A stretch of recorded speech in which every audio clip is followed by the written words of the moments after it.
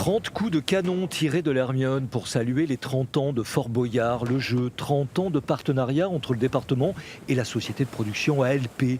Un incroyable succès d'audience depuis déjà 3 décennies. Il y a toujours un univers féerique qu'on renouvelle et qui plaît aux enfants. Et la chance qu'on a, quand on s'adresse à un public d'enfants, c'est qu'en fin de compte, il se renouvelle lui aussi. Et donc nous avons une audience qui ne vieillit pas. Depuis 1990, 35 pays ont adapté le jeu dans leur programme de diffusion télé. Une formidable promotion pour la Charente-Maritime. Le Fort Boyard, un patrimoine béni, choyé, quasi vénéré, celui que tous les enfants rêvent de voir. Le nombre de croisiéristes qui tournent autour et qui voient ce fort, parce que l'intérêt en fait du fort, c'est qu'il est énigmatique, emblématique. On veut savoir ce qui s'y passe à l'intérieur.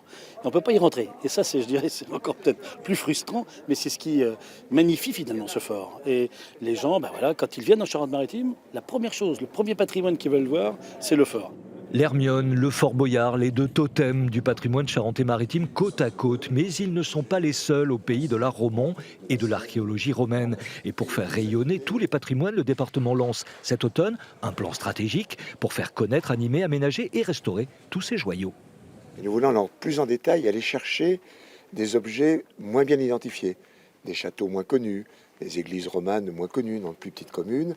Et nous allons déployer à partir de l'année prochaine un plan très important d'aide à tous les patrimoines, qu'ils soient publics, communaux ou privés.